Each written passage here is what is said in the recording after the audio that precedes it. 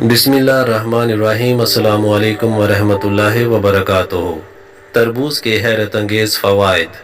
तरबूज सर्द तासीर रखने वाला फल है। मैदे को गर्मी से बचाता, दिल और दिमाग को फरहत बख्शता है। तरबूज जिस्म में पानी की कमी को पूरा करता है, पेट को धोकर साफ कर देता है।